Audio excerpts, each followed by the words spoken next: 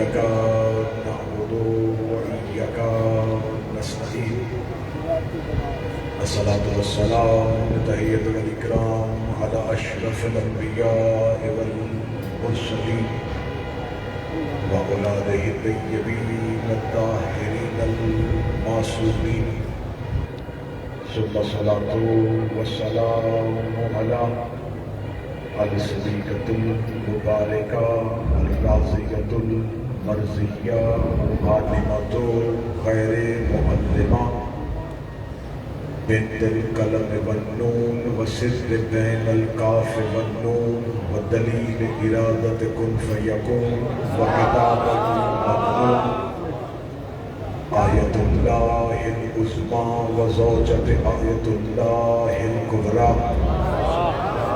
وحافظة النبوة وناشرة الولايات أم الكتاب أم القرآن أم الأنوار أم الأعمى أم المعصومين أم العلوم أم الهدى أم الحسن أم الحسين أم المحسن أم العباس وأم أبيها السيدة اللهم صل على محمد وآل محمد وعجل فرجهم ولعن الله تعالى على أعدائهم أجمعين أما بعد فقد قال حق سبحانه وتعالى في كتابه المجيد وفرقان الحميد بسم الله الرحمن الرحيم ذكر فإن الذكرى تنفع المؤمنين بلند الصلوات اللهم صل على محمد وآل محمد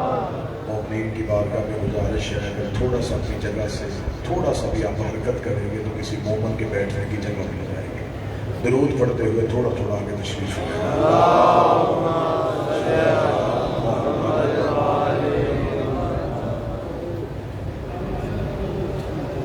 دعائے مخدومہ عالمیان شہزادی کونین ہم سب کے اس کرسی کو اپنی بارگاہ میں قبول و منظور فرمائے آقازادی اس عبادت کا بہتر سے بہتر اجر عطا فرمائے آپ کے دلوں میں جتنی بھی دعائیں ہیں جو حاجات ہیں وہ بارگاہ امیر المومنین میں پیش کرتے ہیں میرا شہنشاہ اپنی بارگاہ میں قبول فرمائے سید صابر حسین نقوی میرا مالک انہیں جوار معصومین میں جگہ عطا فرمائے کاروان عزاداری سید علی رضا کاکے شاہ سید حامد نقوی سید عمران شنازی میاں حسن عباس شیخ بہیر یہ جتنے احباب اس عزا کی صف کو سجائے ہوئے ہیں میرا مالک تمام کی توفیقات میں اضافہ اجازت ہے گفتگو شروع کی جا سکتی سلسلہ گفتگو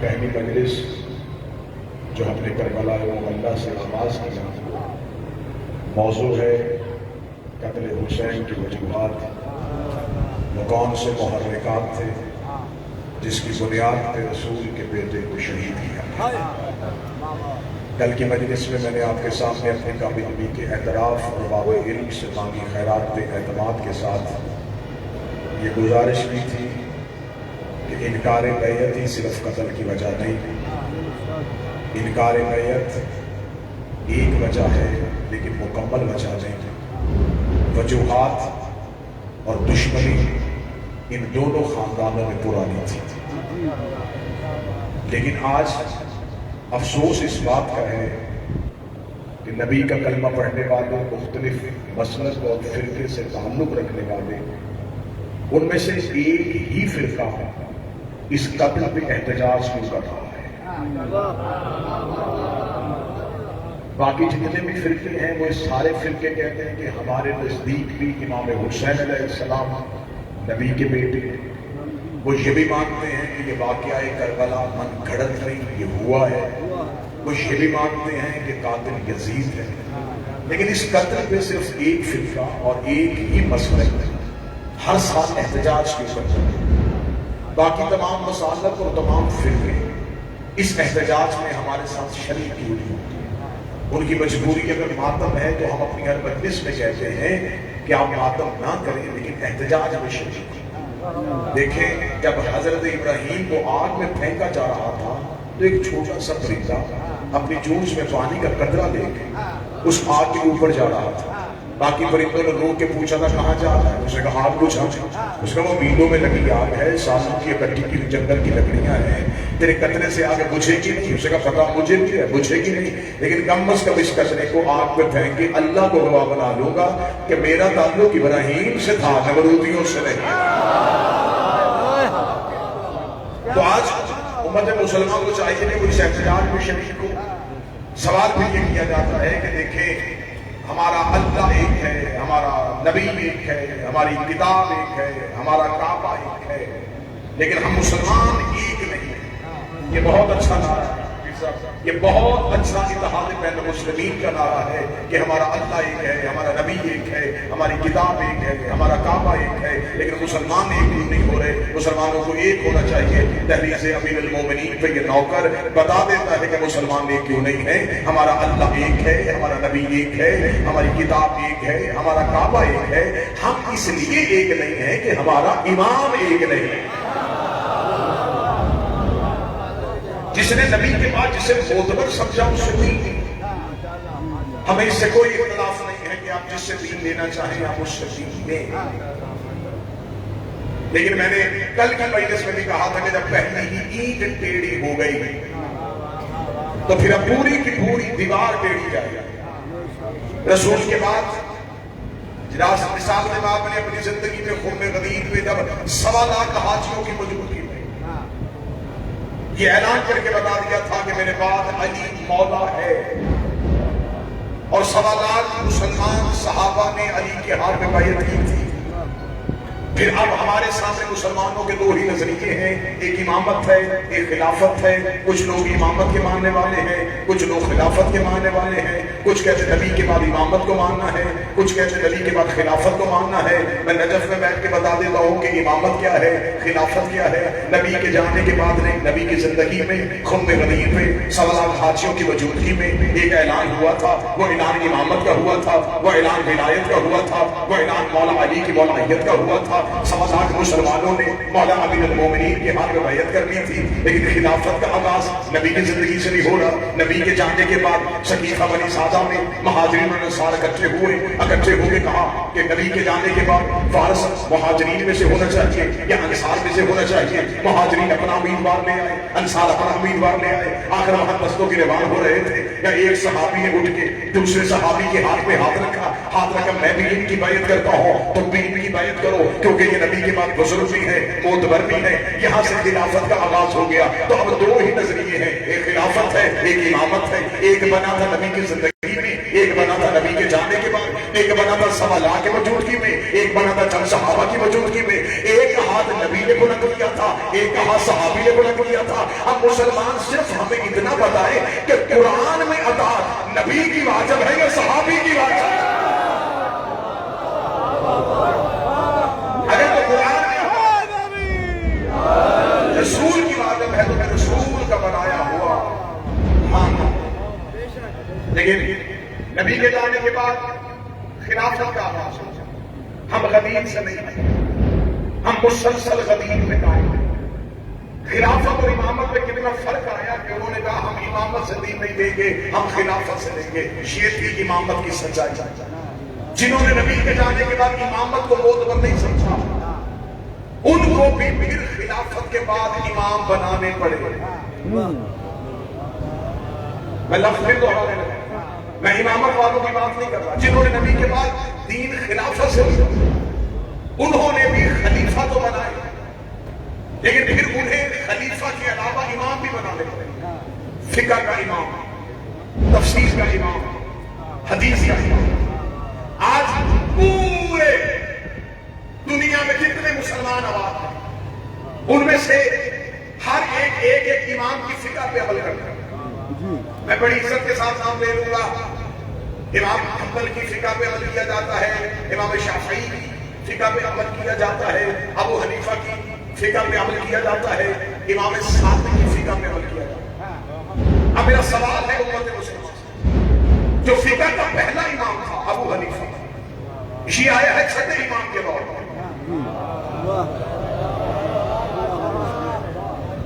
پہلی جس نے فریقہ ترتیب کی ہے، میں امامت والوں کی بات نہیں کر رہا، خلافت والوں کی بات.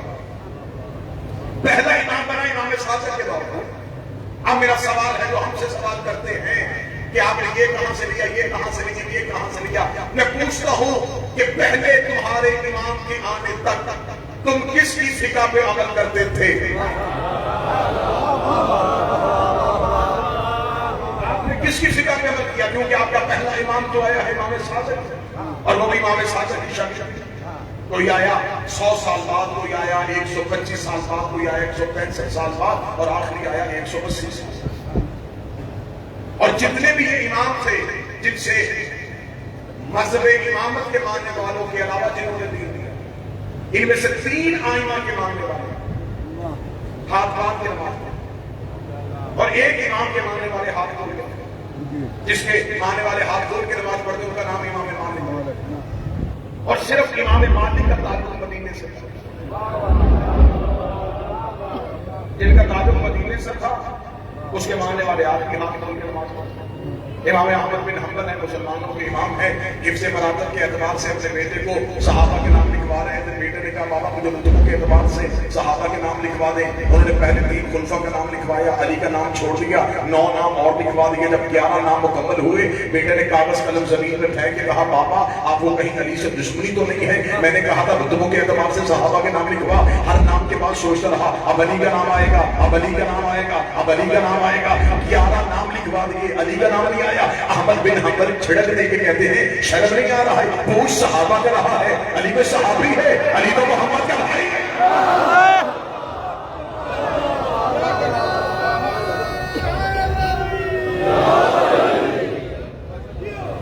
پہلے 2 دور خلافت کے گزرے. کل سے جہاں گفتگو چھوڑی تھی وہیں سے آگے بڑھے گی. محرکات، قتل حسین کی وجوہات، اس قتل کی دشمنی کہاں سے چلی. میں نے کل کی صاحب تمہیدی مجلس میں کہا تھا یہ قتل، یہ دشمنی صرف یزید اور حسین کی نہیں، یزید کے باپ اور حسین کے باپ میں بھی تھی، یزید کے دادا اور حسین کے دادا میں بھی تھی. کتاب میں ایک واقعہ لکھا ہے جسے اہل سنت نے، طبقات ابن صاحب نے، ابو الفدا نے، تبری نے، ابن خلدون نے، سب نے لکھا. جب رسول مکہ فتح کرنے کے لیے پہنچے تو رسالت باب نے مکہ کے باہر پڑھاؤ. ساری رات رسول مکہ کے باہر گئے تاکہ مکہ کے لوگوں کی نیند خراب نہ ہو اور صبح کو امن سے مکہ میں داخل ہو. جب رسالت باب کا لشکر مکہ کے باہر کھڑا تھا تو کتابیں کہتے ہیں کہ 2 مکہ کے سردار مکہ کی پہاڑی پہ کھڑے تھے. ایک کا نام ابو سفیان، ایک کا نام عباس ابن عبد المطلب. میں قتل حسین کی وجہ پڑھنے لگا. ابو سفیان اور عباس ابن عبد المطلب، ایک یزید کا دادا اور ایک حضرت عبد المطلب کا بیٹا، رسول اور علی کا چچا. اب یہاں دونوں نے ایک جملہ کہا ہے، وہ جملہ نہیں تھا، یہی نظریہ کربلا میں آیا. جب بہت بڑے لشکر کو دیکھا تو ابو سفیان نے حضرت عباس ابن عبد المطلب کے کاندھے پہ ہاتھ رکھ کے کہا مبارک ہو، تیرے بھتیجے نے بہت بڑی حکومت بنا دی. حضرت عباس ابن عبد المطلب نے ہاتھ پکڑ کے پیچھے لگا کے کہا شرم کر، یہ حکومت نہیں یہ رسالت ہے. 2 طرح کے نظریات نے جنم لے لیا. ایک وہ جنہوں نے نبوت کو حکومت سمجھا، جس نے نبوت کو حکومت سمجھا اسی میں صبح کلمہ پڑھ گیا اور یہ مسلمان ہو کے اسلام کے دامن میں. اب یہاں سے اموی دشمنی کا آغاز ہو جاتا. امیہ نے جو دشمنی کی رسول سے اس کا آغاز ہو گیا. صحابہ پہلا خلیفہ آیا، دوسرا خلیفہ آیا، دوسری خلافت کا دور گزر گیا. جب تیسری خلافت کا دور آتا ہے یہ قتل ہو گیا امام حسین کے محرکات آگے سے. جب تیسری خلافت کا دور آیا تو تیسری خلافت کے دور کے اختتام میں جب خلافت امیر المومنین کو دی گئی تو 6 لوگوں کی کمیٹی بنی. یہ 6 لوگ مل کے مشورہ کریں گے کہ خلافت کسے دی جائے. آخر خلافت امیر المومنین کے پاس جب آ جاتی ہے تو اب امویوں کی سازش کیا تھی. تیسرے دور میں امویوں کو اتنا مضبوط کر دیا گیا، اتنا مضبوط کر دیا گیا. کوفہ میں اموی، بصرہ میں اموی، مصر میں اموی. تیسرے خلیفہ کا تعلق بنی امیہ سے، تیسرے خلیفہ نے اپنے خاکہ زاد بھائی ولید بن عقبہ کو کوفے کا گورنر بنا دیا، اپنے رضائی بھائی عبداللہ ابن سلیم مصر کا گورنر بنا دیا، اپنے ماموزاد بھائی عبداللہ ابن عامر کو بصرے کا گورنر بنا دیا، اور جو شام امویوں کا مرکز تھا یہاں کیا ہو رہا؟ جب پہلے خلیفہ کا دور تھا، تھوڑی سی تاریخ سنیے گا تاکہ قتل حسین کے محرکات سمجھ میں آ جائیں۔ جب پہلے خلیفہ کا دور تھا تو پہلی خلافت کے دور میں ایک لشکر بھیجا گیا تھا شام کی جانب۔ شام اس وقت ایک بہت بڑی جگہ تھی، یہاں 4 سرداروں کو بھیجا گیا، ابو عبیدہ جراح، شرجیل بن حسنہ، عمر بن عاص اور یزید بن ابو سفیان۔ 4 سرداروں کو یہ کہہ کے شام کی طرف بھیجا گیا۔ اس وقت کا شام صرف ملک شام نہیں تھا، فلسطین بھی اس کے اندر تھا، اردن بھی اس کے اندر تھا، حماس بھی اس کے اندر تھا۔ یہ 4 سرداروں کو یہ کہہ کے شام بھیجا گیا کہ اگر تم شام فتح کر دو تو ہم تم سے معاہدہ کرتے ہیں کہ اردن شرجیل بن حسنہ کو دے دینا، مصر عمر بن عاص کو دے دینا، فلسطین ابو عبیدہ جراح کو دے دینا، اور دمشق کا حاکم یزید بن ابو سفیان کو بنا دینا۔ یہ تاریخ کی سب سے بڑی غلطی ہے میر تغلب صاحب کہ ایک تو یزید معاویہ کا بیٹا تھا، ایک یزید معاویہ کا بھائی تھا۔ معاویہ کے بھائی جو بڑا تھا اس کا نام بھی یزید تھا، یزید بن ابو سفیان۔ اس نے اپنے بھائی کی محبت میں اپنے بیٹے کا نام یزید رکھا تھا۔ یزید بن ابو سفیان معاویہ کا بڑا بھائی تھا۔ یہ تو مسلمان مولوی خطبہ جمعہ میں گلا پھاڑ پھاڑ کے کہتے ہیں نا کہ شیعوں کو یزید میں لعنت نہیں کرنی چاہیے، وہ فاتح دمشق تھا، وہ قسطنطنیہ دنیا کی جنگ میں شریک تھا، وہ جو قسطنطنیہ دنیا کی جنگ میں گیا تھا جس نے دمشق فتح کیا تھا، وہ یزید معاویہ کا بیٹا نہیں تھا، وہ یزید معاویہ کا بھائی تھا۔ اگر یہ سمجھو گے کہ وہ معاویہ کا بیٹا تھا تو پھر یہ کیسا بیٹا تھا جو باپ سے پہلے پیدا ہو گیا تھا؟ اگر آپ عمر کے اعتبار سے دیکھیں تو جب قسطنطنیہ فتح ہوا تو یزید تو پیدا ہی ہوا کہ یزید بن ابو سفیان تھا۔ تھوڑی سی وجوہات سنیے گا پھر میں آپ کو شام فتح ہوتا ہوا دکھاؤں گا۔ یہ جو میرے شہنشاہ نے کوفہ کو آ کے مرکز حکومت بنایا اور شام فتح ہوا، ان 4 لوگوں کو یہ کہہ کے شام بھیج دیا گیا پہلے خلیفہ کے دور میں کہ تم شام فتح کر لو، اور اگر شام فتح ہو جائے تو یہ 4 ملک آپس میں بانٹ لیں۔ اب یہ شام کب فتح ہوا؟ 14 ہجری کو شام فتح ہو گیا، اور معاہدے کے مطابق ان 4 نے اردن، فلسطین، حماس اور دمشق آپس میں بانٹ لیا۔ 18 ہجری کو یزید بن ابو سفیان طاعون کے مرض میں مبتلا ہو کے مرتا ہوا اپنے چھوٹے بھائی معاویہ بن ابو سفیان دمشق کا گورنر بنا۔ 18 ہجری کو یہ دمشق کا گورنر بنا۔ 23 ہجری کو مدینہ میں تیسرا خلیفہ کا دور، جب تیسرے خلیفہ کا دور آ گیا تو اس وقت تیسرے خلیفہ نے ایک خط بھیجا کہ کیونکہ معاویہ بن ابو سفیان یہ بھی امیہ سے ہے، میں بھی امیہ سے ہوں، تو لہٰذا یہ تینوں علاقے اردن، مصر، فلسطین، ان تینوں کے گورنروں کو معطل کرو، اور یہ تینوں علاقے بھی معاویہ بن ابو سفیان کو دے دو۔ اور 18 ہجری کو یہ اس نے سلطنت میں صرف دمشق نہیں بیٹھا، 23 ہجری کو اس نے پورا علاقہ لے لیا۔ 23 ہجری سے لے کے 7 ہجری تک مسلسل شام معاویہ کے تسلط میں رہا۔ 48 سال اس نے دنیا کو دوسرا اسلام نظر ہی نہیں آنے دیا۔ 41 سال اس نے شام میں اتنی مضبوط حکومت بنا، اتنی مضبوط حکومت بنا کہ اس نے شام کے لوگوں کے دلوں میں علی کی دشمنی اتنی گہری کر دی، اتنی گہری دشمنی کر دی کہ یہ شام میں باقاعدہ منبروں پہ مولا علی کو معاذ اللہ ثم معاذ اللہ گالیاں دلواتا تھا، یہ چھوٹے چھوٹے بچوں کو ان کے ہاتھوں سے ان کے جانور کھینچ کے ان کے کانوں میں کہلوا دیتا تھا تمہارا جانور علی چھین کے لے گیا ہے.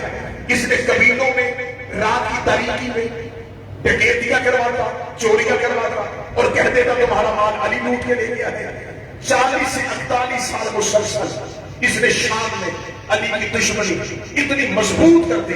یہ شام میں بیٹھ کے خط لکھتا تھا اور خط لکھ کے کہتا تھا علی میرے مقابلے پہ نہ آنا, میں نے شام اتنا مضبوط کر لیا ہے, اب شام تیرے ہاتھ میں نہیں آئے گا. یہ تھی میرے مالک امیر المومنین کی مظلومیت. مدینہ منافقین سے بھر گیا تھا. کوفہ کی گورنری یہ اپنے بھائیوں کو دے چکے تھے. بصرہ میں امیہ بیٹھے ہوئے تھے, مصر میں امی بیٹھے ہوئے تھے. شام ان کے پاس چلا گیا تھا. سازشوں چاروں طرف سے علی کو گھیر چکی تھی. علی نے 700 کے مرکز میں اپنا مرکز کوفہ بنا لیا. کوفہ میں آگے علی نے کبھی انہیں جبل میں روکا, علی نے کبھی انہیں سفیر میں روکا, علی نے کبھی انہیں نہروان میں روکا. امیر المومنین مدینے کی 700 کا مقابلہ بھی کرتے رہے, کوفہ کی 700 کا مقابلہ بھی کرتے رہے, شام کی 700 کا مقابلہ بھی کرتے رہے.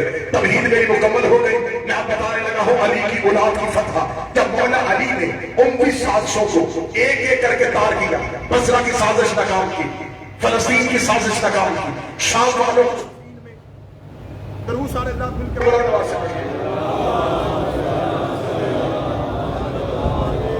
متجہبہ قتل حسین کی وجہ پر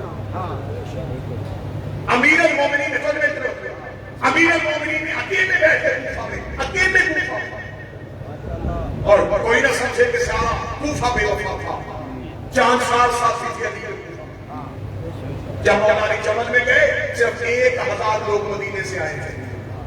60,000 اصحاب علی کے ساتھ کوفہ سے گئے. سفیر میں مولا علی کے ساتھ کوفہ کے بندے تھے.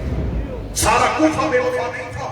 میں آگے مجھے سن بتاؤں گا کہ کوفہ میں کیسے کیسے لوگوں کو آباد کر کے کوفہ کو بدنام کیا گیا تھا. اور وہ جو خط امام حسین کو لکھوائے تھے وہ کس کس کے خط تھے جو آج تک ہم شیعوں کے کھاتے ڈالے جا رہے ہیں کہ شیعوں نے حسین کو کوفہ سے قتل کیے تھے. وہ شیعہ نے علی نہیں تھے, وہ شیعہ نے معاویہ تھے, جنہوں نے شیعہ علی کے لبادے میں آتے امام حسین علیہ السلام کو ختم کیا. اب کوفہ امیر المومنین کے پاس. اب تھوڑا سا پیچھے بیٹھ گئے جہاں سے میں نے بات سنی. جب رسول نبی سے مکہ فتح کیا تو وہ جس نے چوٹی پہ کھڑے ہو کے کہا تھا کہ تیرا بھتیجا حکومت بنایا, یہ مکہ کا بہت بڑا سردار تھا. اس کی اونٹنی کے قریب بھی کوئی کھڑا نہیں ہو سکتا. صبح سے رسیوں میں جکڑ کے دربار رسالت میں کھڑا کیا. کون ابو سفیان جس نے رسول سے بچوں کو, مکہ کے بچوں سے رسول کو پتھر مارا, اذیتیں کرے. آج یہ کانپتے ہوئے بدن میں دربار رسالت میں کھڑا کہ آج محمد مجھ سے کیا بدلہ لے گا. لیکن رحمت للعالمین کی نظر تھی, اس کا کانپتا ہوا بدن دیکھا. وہ سردار جس نے مکہ میں رسول کو 3 سال تک اپنے خاندان سمیت ایک گھاٹی میں محسوس کیا تھا, جس نے 3 سال نبی کے خاندان کو مکہ میں پانی نہیں پینے دیا تھا, آج وہ کانپتے ہوئے بدن سے نبی کے ساتھ کھڑا تھا. اب کائنات کی نگاہیں دیکھ رہی تھی, ضرور بدلہ ہوگا, ضرور قتل ہوگا. رحمت کی نظر تھی. رسول نے ایک دفعہ اسے سر سے لے کے یوں کانپتے ہوئے بدن کو دیکھا. رسالت میں اپنے چہرہ پھیر کر جا, میں نے تجھے آزاد کیا. لفظ سننا نتیجہ جب بالکل پہنچے گا تو آپ سمجھیں گے کہ یہ تبلیغ کتنی ضروری تھی. مثال کے بعد نے کہا جا, میں نے تجھے. اب یہ نہ سمجھیے گا یہ آزادی تھی کہ اس کے لیے موت تھی. وہ ساری زندگی کہتا رہا کاش اس دن محمد مجھے قتل کر دے. یہ میرے چہرے میں بہت بڑا تماچا تھا کہ مجھے عبداللہ کے بیٹے نے, ابو طالب کے بیٹے نے ہمت میں بیٹھ کے کیا میں نے تجھے آزاد کیا. پھر یہ مکے کی جس گلی سے گزرتا لوگ چہرہ پھیر کے کہتے اسے محمد نے آزاد کیا.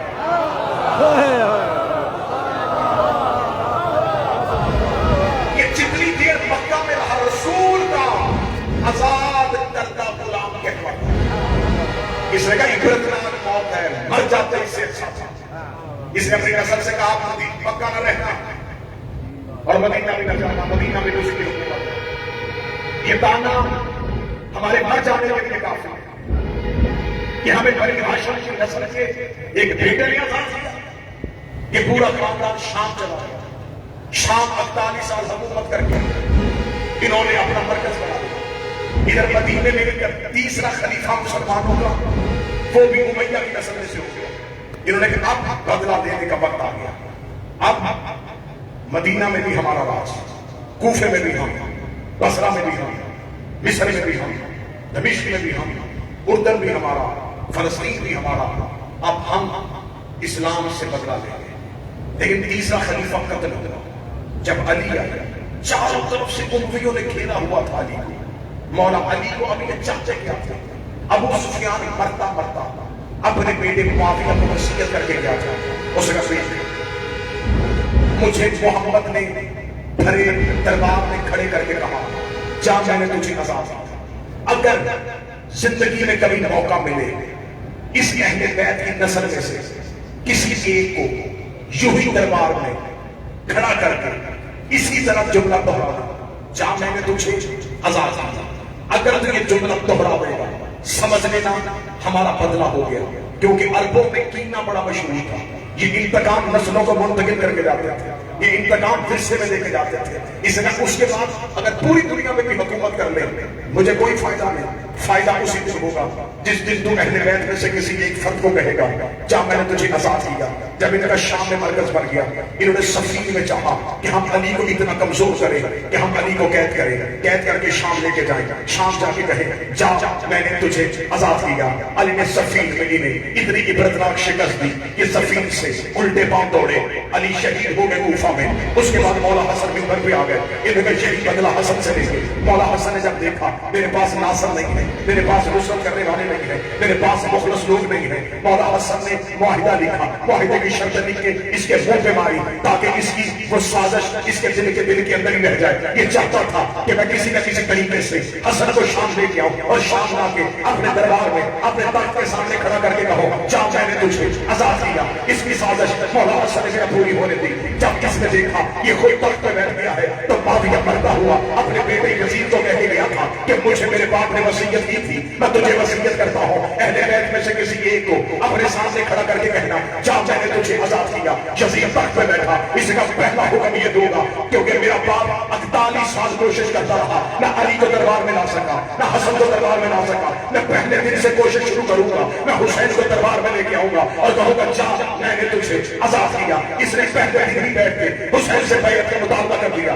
حسین سے انکار کر دیا، حسین سے وطن چھوڑا. اس نے اب میں حسین کو گھیر کے شام لے کے آؤں گا اور شام لا کے حسین کو قیدی کر کے کھڑا کروں گا اور پھر کہوں گا جا میں نے تجھے آزاد کیا. مولا حسین مکہ پہنچے.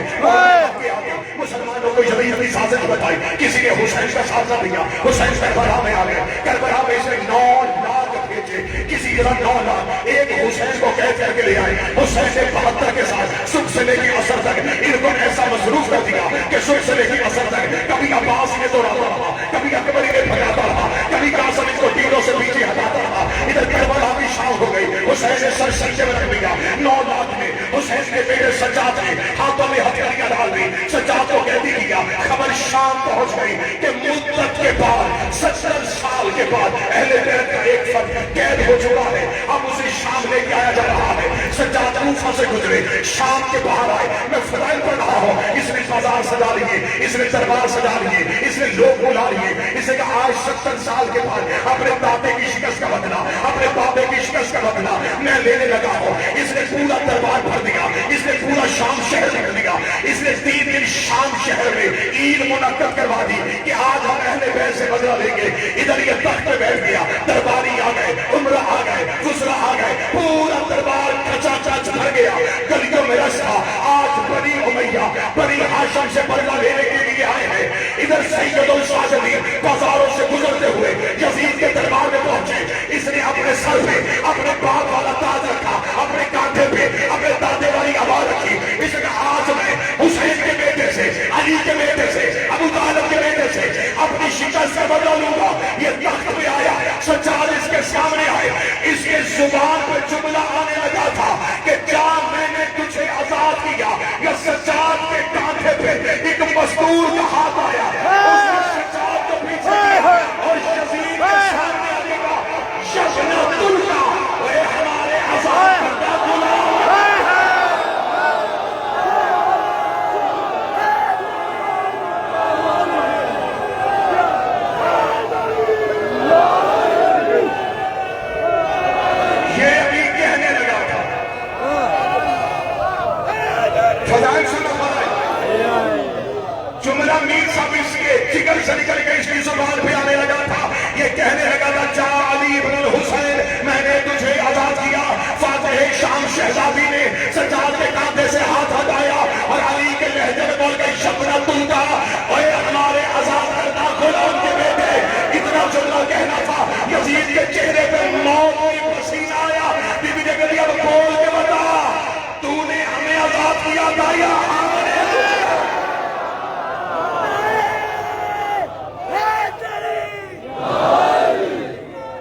جس کے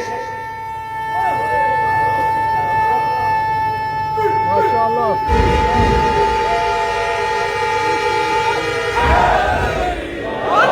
لوگ اس کے درباری اس کے وزیر اس کے مشیر اس کے کتنے سال حکومت تھی 70 سال کیسے بلایا علی کی بیٹی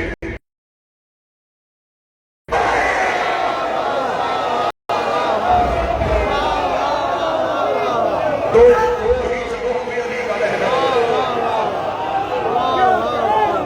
غور رکھنا لکھ سکا عباس ہو بہو علی تھے حسین ہو بہو علی تھے علی کہنے میں بولی تو صرف علی تھے میں مولا کے سامنے شہزادی کا جملہ پڑھنے لگا ماتھی بیٹھے میری بول کے گواہی دینا ابھی رجب کے بعد کربلا جاؤ سامرا جاؤ کازلین جاؤ مشرق جاؤ جو ابھی وہ میرے سامنے نظر آتا یا مولا امیر کے گنبد پہ تاج ہے یا شام میں شہزادی کے گنبد پہ تاج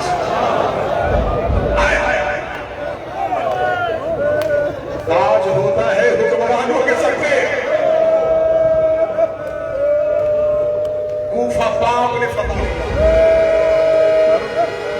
شام بیٹی نے فتح کیا کوفہ میں صرف منافق تھے شام بدماشوں کا شہر تھا شام کمینوں کا شہر تھا شام شرابیوں کا شہر تھا تب تک نہیں اٹھی جب تک زمانے کو بتایا نہیں حسین نمازی تھا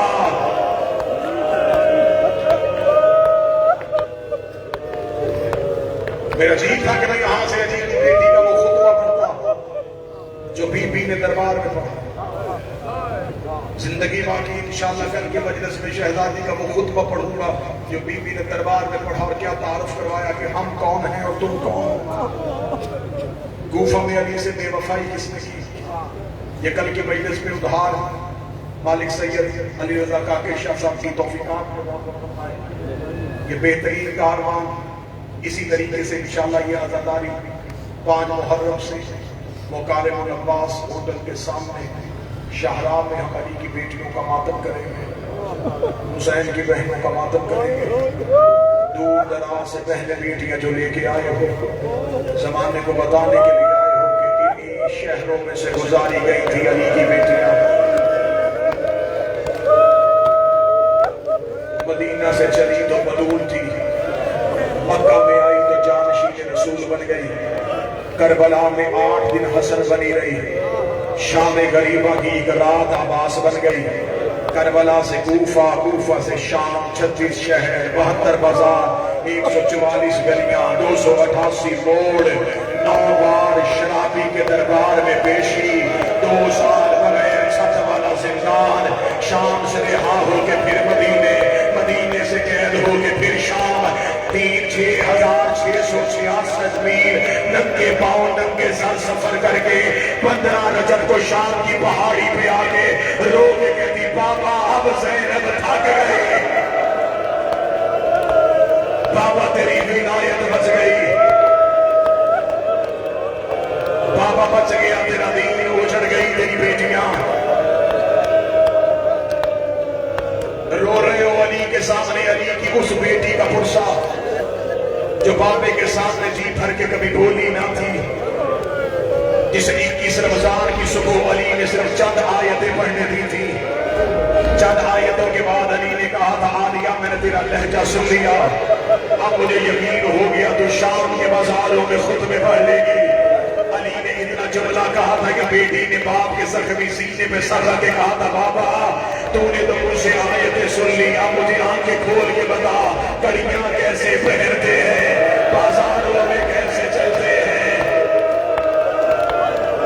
10 محرم کو جب عباس اجازت لینے کے لیے عالیہ کے خیمے میں آیا تھا عالیہ نے 3 بار رو کے کہا صدقت امیر المومنین صدقت امیر المومنین صدقت امیر المومنین سچ کہا تھا میرے بابا علی نے حق کہا تھا میرے بابا علی نے صحیح کہا تھا میرے بابا علی نے. عباس رو کے کہتے عالیہ کیا کہا تھا بابا علی نے؟ رو کے کہتے 21 رمضان کو مجھے کہا تھا تو شام کے مزاروں میں خطبے پڑھ لے گی. عباس جب تم میرے ہاتھوں میں جوان ہو رہا تھا میں روز تیری چڑھتی جوانی دیکھتی تھی اور روز سوچتی تھی جس کا عباس جیسا بھائی ہو اسے بازاروں میں کون لے کے جائے گا, جس کا عباس جیسا بھائی ہو اس کی سر کی چادر کون چھینے گا. آج عباس تو مقتل میں جا رہا ہے. عباس مجھے یقین ہو گیا اب بغیر چادر کے حوصلہ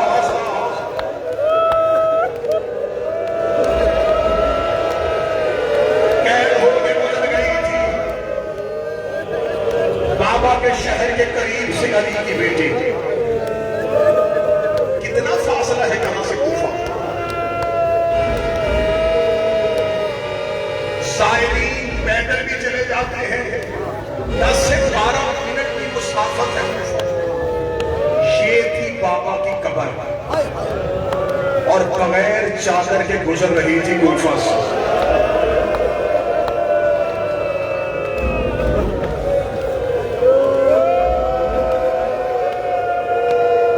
جو سادات بیٹھے ہیں امیر المومنین کے سامنے ہے اس کی بیٹی کا مرسا. بی بی نے کوفہ کا پہلا بول آیا. میری شہزادی رو کے کبھی سجاد جی اپا سجاد اس سے کہے ہمیں کسی اور گلی سے گزرا. مولا سجاد نے کہتے اما جس گلی میں گزرے کہ رش اتنا ہی ہے. رو کے کہتے ہیں سجاد وجہ رش نہیں. اب میں جملہ پڑھوں گا نہ جانے تم نجف میں کیسے برداشت کرو گے. سجاد رو کہتے ہیں اما وجہ کیا ہے. رو کے کہتے ہیں اس گلی میں حبیب کا گھر ہے. حبیب میرے بھائی حسین کا دوست ہے. میرے سر میں چادر نہیں ہے میں حبیب کے مکان کے سامنے سے کیسے گزروں. چھت پہ کھڑا تھا حبیب کا بیٹا. بی بی کی آواز ہے میرا مجرین سے کہے میرا اونٹ حبیب کے مکان کی چھت کے قریب ہے. حبیب کے مکان کی چھت کے قریب گیا علی کی بیٹی کا اونٹ. میں جملہ پڑھوں گا نہیں کیونکہ میرا مالک سامنے ہے. میں اشارہ کروں گا سمجھ لینا. اونٹ کے اوپر بیٹھی تھی. اللہ میرے آنسر کے رضا بلند کرے. اللہ سید والے شنازی کو صحت عطا فرمائے. اونٹ میں بیٹھی تھی. اونٹ آیا حبیب کے مکان کی چھت کے ساتھ. حبیب کے بیٹے نے اونٹ کو دیکھا رخ بدل لیا نیچے اترنے لگا. بی بی نے کہا علیہ یا بنیا بیٹا میرے قریب آ. بیٹا میرے قریب آ. میرے بس میں ہوتا میں سانسیں ختم کر لیتا. ہمارا مولا جملہ نہ پڑتا. جب بی بی نے کہا میرا لال میرے قریب آ اس نے جو جواب دیا ہے کوفہ ہل گیا ہے. یہ دیکھ کے کہا بی بی میں نے پہلی بار کوئی مزدور قیدی دیکھی ہے. میں نے آج تک کوفے میں مردوں کے ہاتھ بندھے ہوئے دیکھے ہیں. اللہ جانے تم نے کون سا جرم کیا ہے. انہوں نے تیرے ہاتھ گردن کے پیچھے کیوں باندھ دیے. حوصلہ حوصلہ. بی بی میں نے پہلی بار کوئی مزدور قیدی دیکھی ہے. چہرہ نہیں کیا. چہرہ دوسری طرف تھا. بی بی دیکھ کے کہتی ہے میرا جرم نہ پوچھ. گھر جا کے ماں سے کہہ تجھے بازار میں قیدر بلا رہی ہے. اتنا جملہ کہنا تھا. حبیب کے بیٹے نے بابا مجھے مجھوں کو بھیجا دے کے کہتا میری ماں چھت پہ آئی. بی بی آپ نہیں جانتی وہ علی کی بیٹیوں کی کنیز ہے. میری ماں کبھی چھت پہ نہیں آئی. اتنا جملہ کہنا تھا. حبیب کے سر میں نیزے سے پرواز کی مکان کی چھت پہ آیا. اپنے بیٹے سے کہا ماں کو کہہ آگ لگا مرغے کو. دروازے پہ حوصلہ حوصلہ حوصلہ. جب کہا دروازے پہ علی کی بیٹی آ گئی ہے. اتنا جملہ کہنا تھا. حبیب کی زوجہ سے چادر نہ سنبھلی. روتی ہوئی علی کی بیٹی کے اونٹ کے سامنے آئی. یوں ایک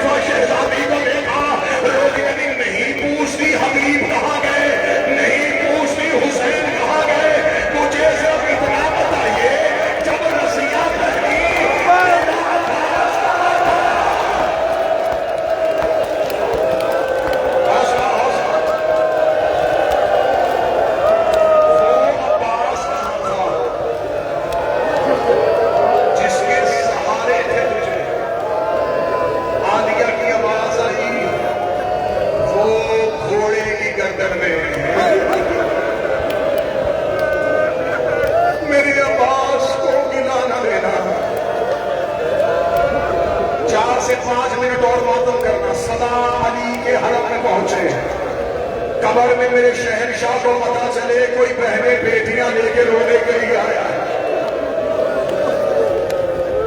کیسے گزری بازار میں علی کے سامنے نہیں پڑھ سکتا. کیسے گزری شام. اکثر لوگ کہتے ہیں مصیب سخت نہ پڑے. مصیب ہے ہی سخت. مصیب نرم ہوتا تو سجاد لہو ہوتے. بس شام ایک جملے میں سمجھ لیا کرو. اس جملے کے بعد شام پڑھنے کی ضرورت نہیں. جس سجاد نے اکبر کی موت برداشت کر لی تھی کچھ تو شام میں ہوا تھا جو اس کا جگر کھٹ گیا.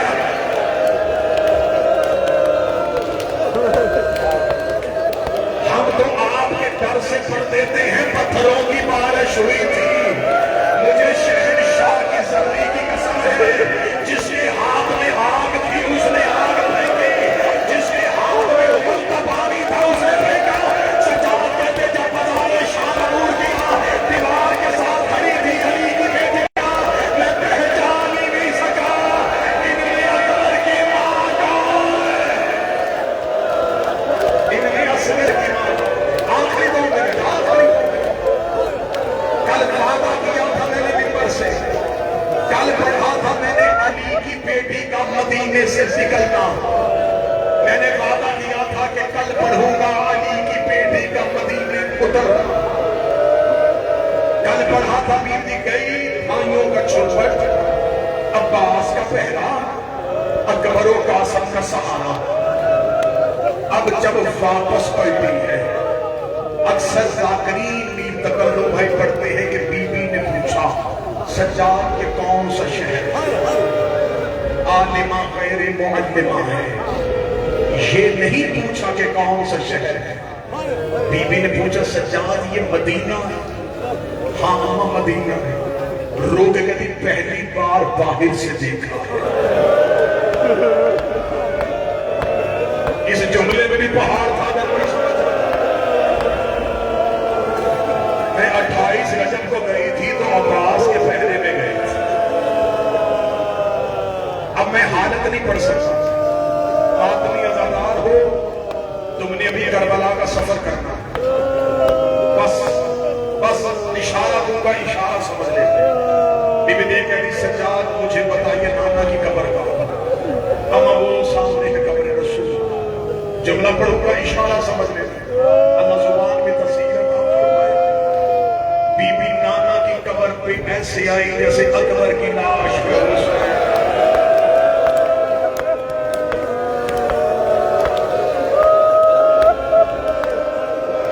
سر سے لے کے پاؤں تک زخمی تھی آیت کبریٰ.